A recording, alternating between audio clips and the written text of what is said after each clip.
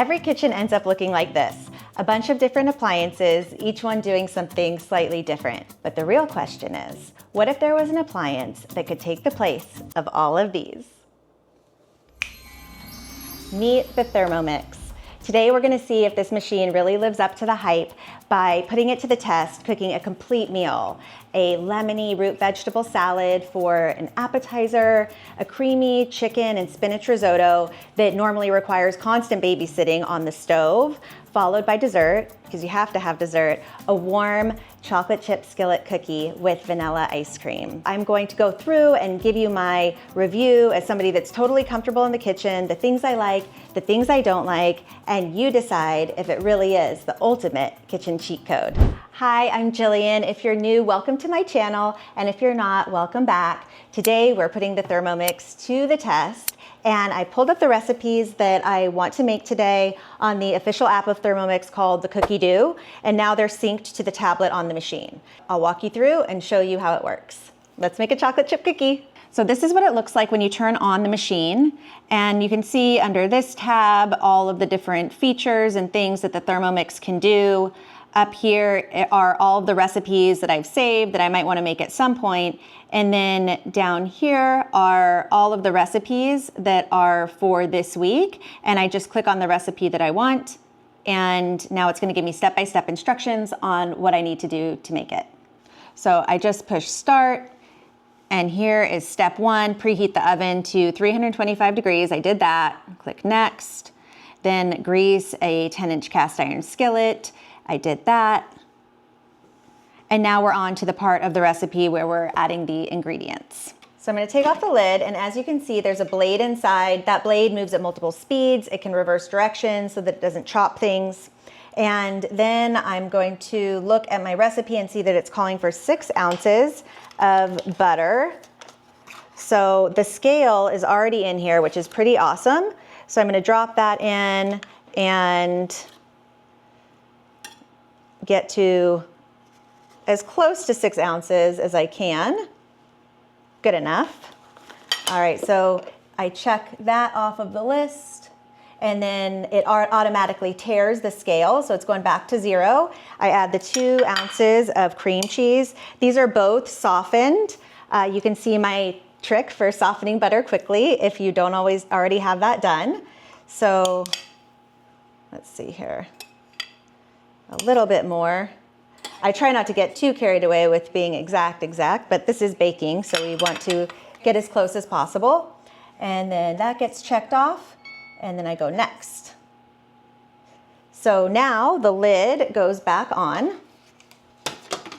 and it won't turn on until the lid is secure, so that's a nice safety feature.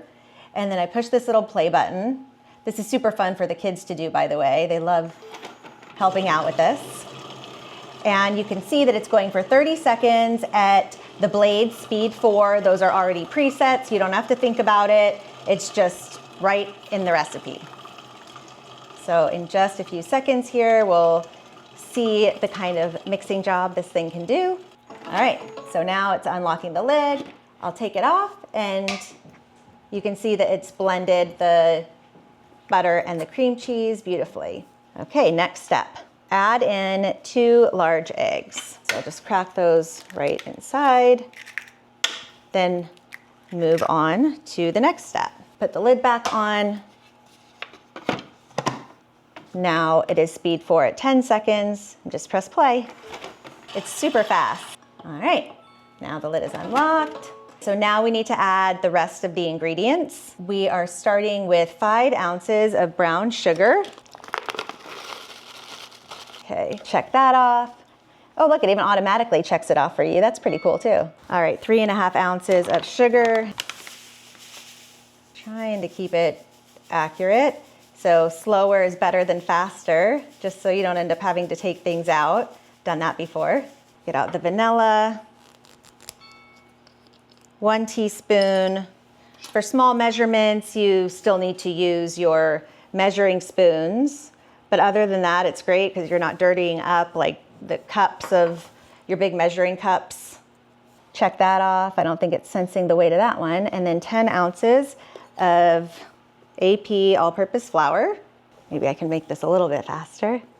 There we go, perfect. Baking soda, a teaspoon of that. There we go. Check that off. And a half a teaspoon of salt. I didn't use unsalted butter in the recipe, even though it called for it, because I don't know why unsalted butter is so important for baked goods. I think that using salted butter, they still taste just absolutely delicious, even better with that little bit of extra salt. Now the lid goes back on.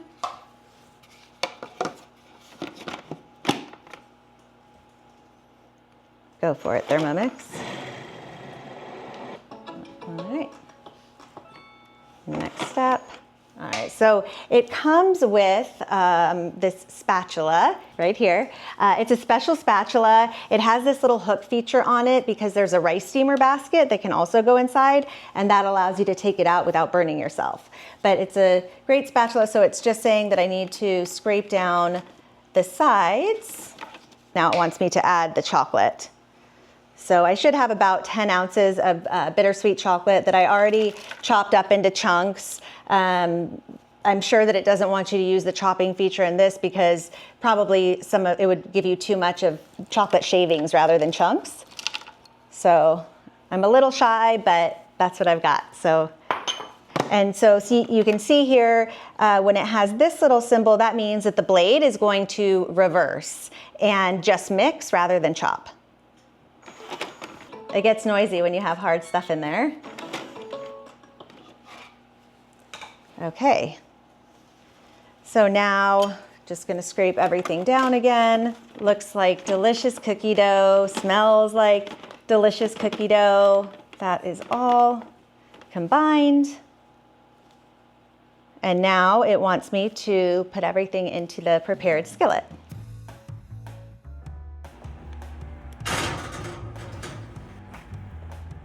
All right, so it's in the skillet, it's in the oven. Now it's prompting me to bake it for 30 to 32 minutes, turning after about 5 or 10 minutes. When it's in the oven, the timer feature on here doesn't work. You can go into settings, and I know there's one in there, but I'm just gonna set it on my phone. Then it's just gonna come out of the oven and we can finish our recipe. It's super easy to take this apart to clean. All you do is slide this little knob over, the inner bowl comes out, and then the blade separates from the bowl so you can get in there to clean it.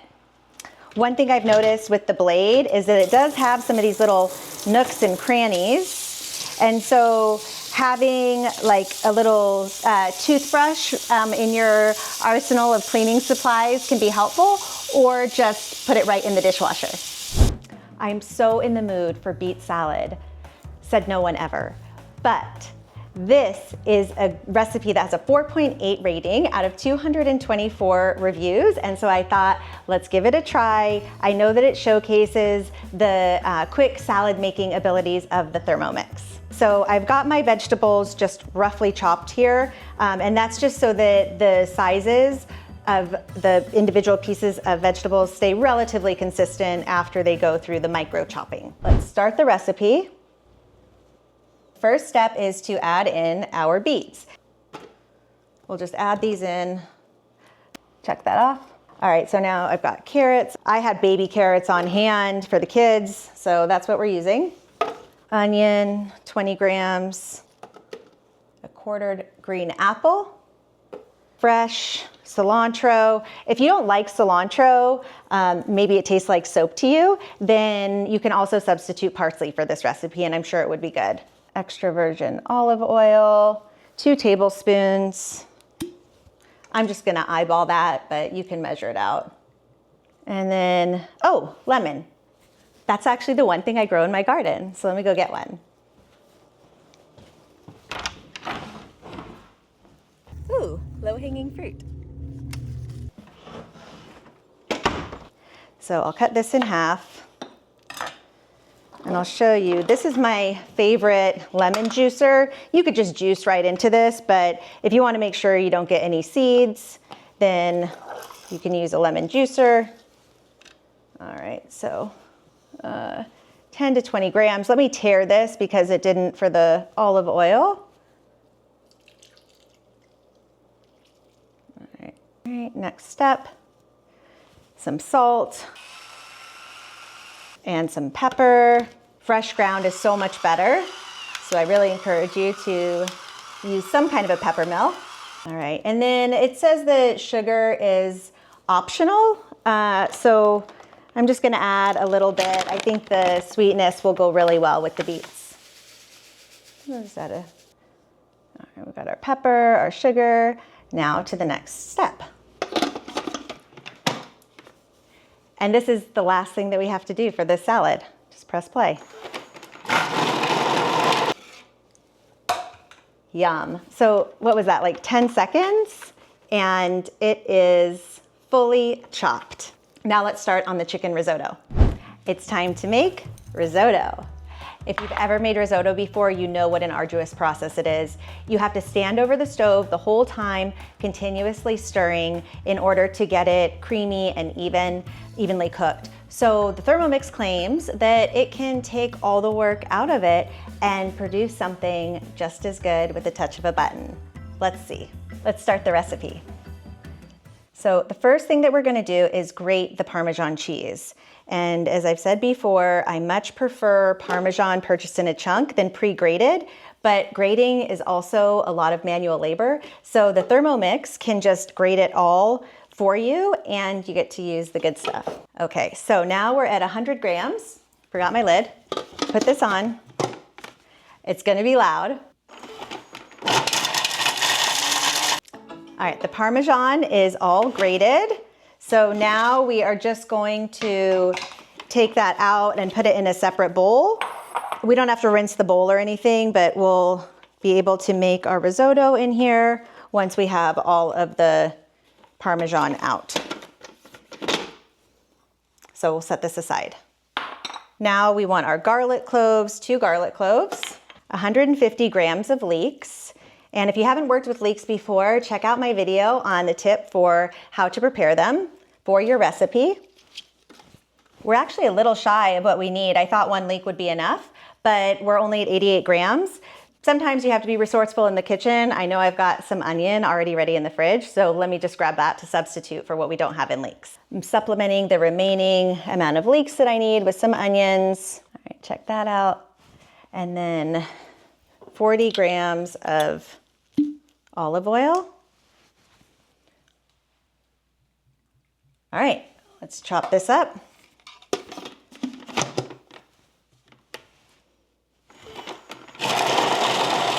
All done. Next step. All right, scrape down the sides with my spatula. Be mindful when you're opening it up when there's onions in there, because I'm sure you've had the experience of crying when you have chopped onions, and if you put your head right over it after you open it, you might have that experience times 10. Now we're going to use the saute feature. So it's going to cook these first ingredients for us, and that'll just take a few minutes. If you want a true saute, then I still recommend doing that on the stove. I found that there's just not enough surface area in the bottom of this thing to really get a nice browning on anything. I tried mushrooms in here, wasn't happy with them, but you can combine using your stovetop and the Thermomix to make the meals even better than they might call for in the recipe itself.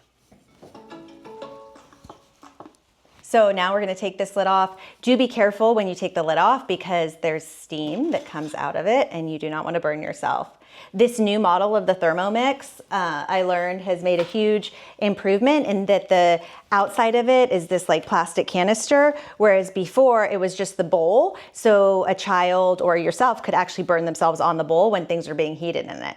So this is the latest T7 model. All right, so the risotto rice we're going to add in. Let me just tear that so that we have the right number of grams. 300 grams of this. And then 60 grams of white wine. It's weighing it out for me. We'll move on to the next step. And that's going to be just to cook the rice and the wine together for a little bit before we add the rest of our ingredients.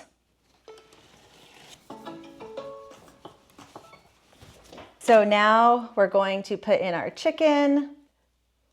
So 350 grams of the chicken, which I have cut up already into chunks.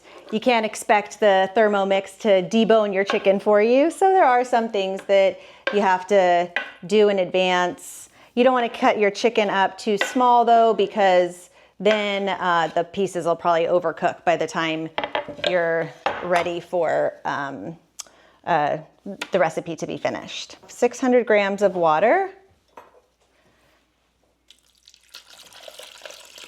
All right, and then some of the chicken stock. This better than bouillon is my favorite when I don't have anything homemade on hand for chicken stock. So just gonna give it a big teaspoon of that, maybe a little bit more. And then the thyme. So 3 sprigs of thyme. To get the leaves off, you just hold it upright like this and then slide your fingers down and the leaves will come right off because you don't want this stemmy part in there. You can always fish it out later, but if you don't have to worry about that, all the better. And then a half a teaspoon of salt.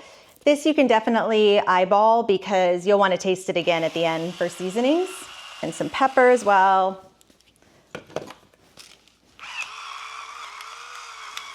Now I'm going to put the lid back on and it's going to cook for 13 minutes. And in that time, this is the beauty of the machine. You can go and help your kids with homework. You can play on your phone or order groceries online. You can fold the laundry. You can do anything but hover over a stove. 13 minutes, set it and forget it. All right, so the rice and the chicken are done cooking. Now we're going to add the spinach and the butter. Oop. Spinach cooks down to nothing, so it's gonna look like it's very full right here. 30 grams of butter. Now, oh, it does want us to add the Parmesan right now before stirring it together. So we'll get all that in there.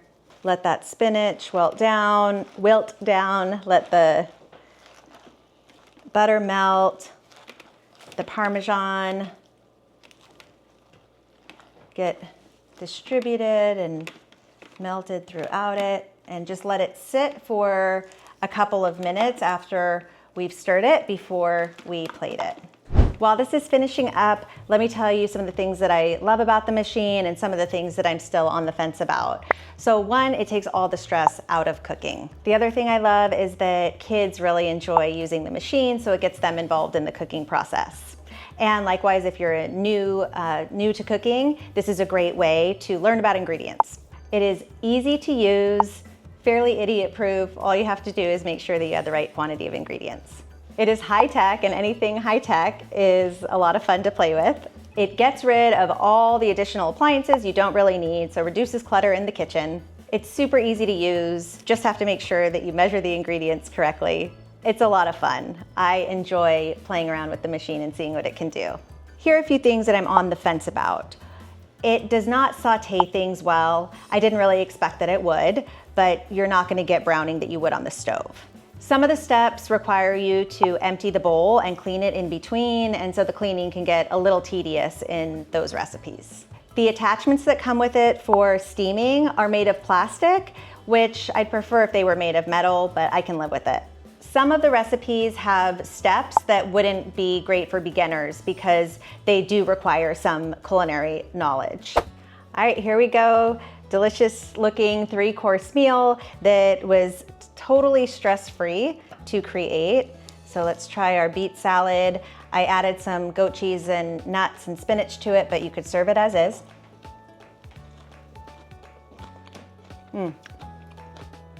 That's actually better than I was expecting it to be. Let's try the risotto.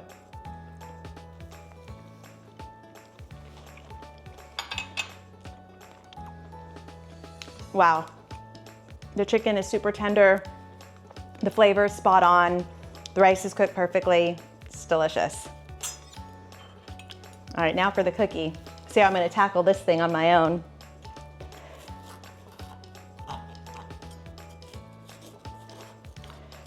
It's Get out a little chunk here.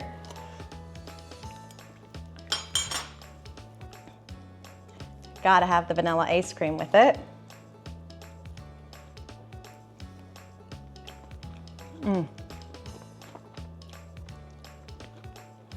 That's not gonna last long.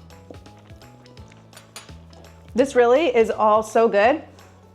And I'd be proud to serve this even if people were coming over for dinner. Besides busy moms, I can see so many people that might be able to benefit from this. College kids, older parents. A friend of mine has a mom that isn't as competent in the kitchen as she once was, so this is a really safe way for older people to continue cooking. People that live in small spaces and just can't have all of the additional appliances, and people that are over ordering and takeout and want to save some money by cooking themselves at home without all the hassle and headache. Overall, I've been using this machine for a couple of months and I have to say I'm really enjoying it. I picked these recipes because I thought they showcased the Thermomix really well. If you have any questions about the machine, please leave them in the comments below so I can answer them for you. And if you are already sold on it like I was when I first saw it and working, then you can order using my link, and that way you at least save the shipping from ordering directly from their site. Follow me for more recipes on the Thermomix. We're gonna be using this a lot.